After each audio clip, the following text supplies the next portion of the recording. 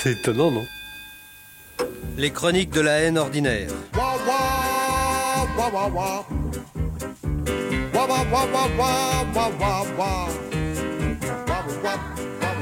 Je retaperai bien un petit coup sur les jeunes.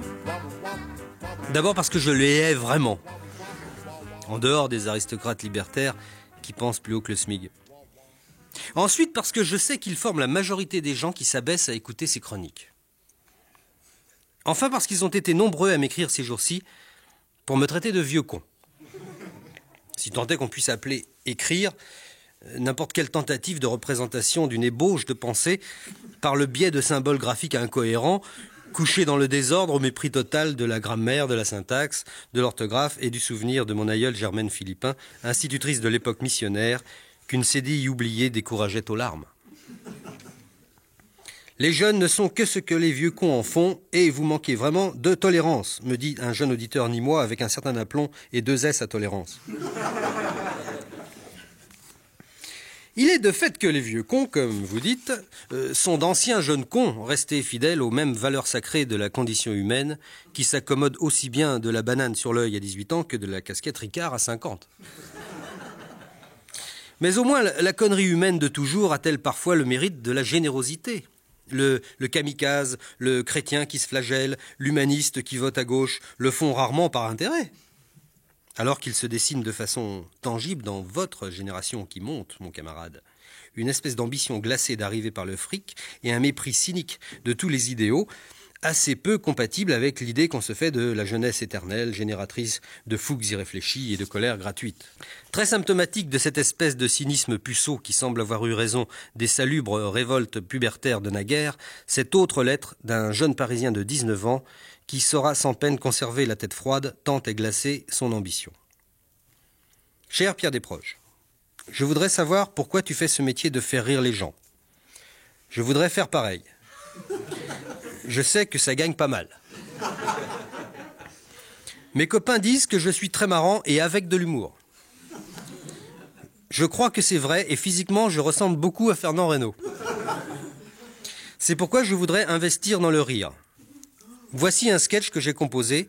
Quelle est la marche à suivre pour le faire publier? Et bravo pour ta rubrique ordinaire. Je joins un timbre à l'enveloppe pour la réponse. Signé Jean-Pierre Le Marnec. Postscriptum, c'est mon vrai nom, je suis d'origine bretonne. Cher Jean-Pierre Le Marnec, je voudrais d'abord vous remercier pour le timbre. Je le garde. À titre de dommages et intérêts. Je considère en effet la lecture de votre sketch, à laquelle vous m'avez contraint, comme une véritable agression contre l'humour et le bon goût français. Sans vouloir vous offenser, il me semble notamment que l'idée de mettre en scène un adjudant a déjà été utilisée par Ouvrard, je pense que c'était en 1911. Vous situez l'action dans une caserne, je crains que ce ne soit pas nouveau non plus. Pardonnez-moi enfin d'avoir très peu ri à la chute du sketch quand le militaire tombe sur une peau de banane.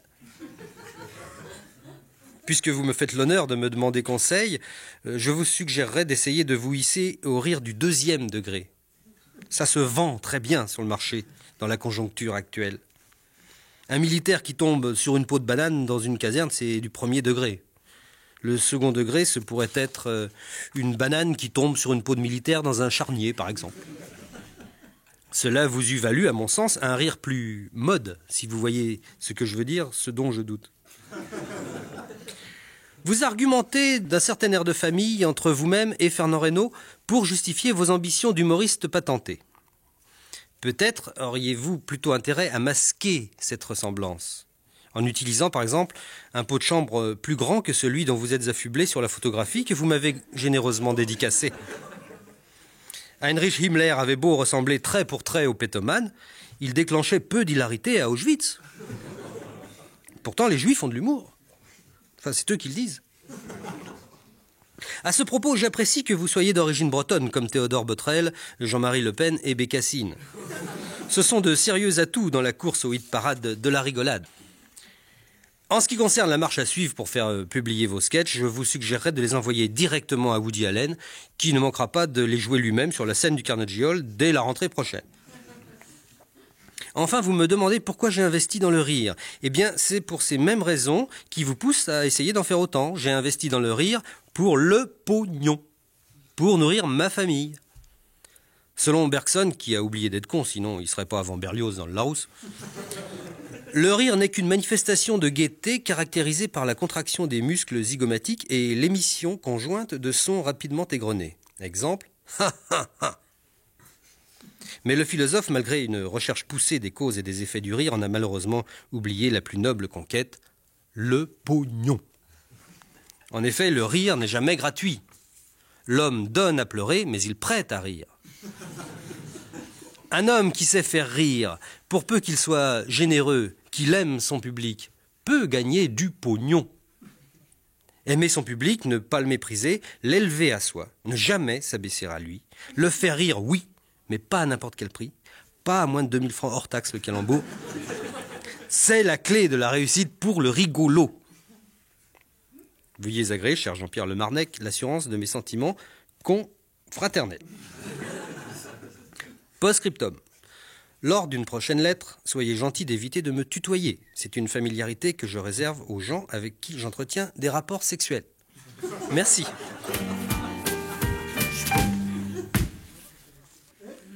Oh putain!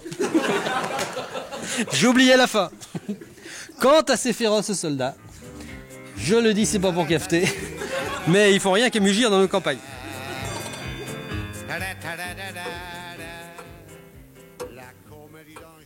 C'est étonnant, non?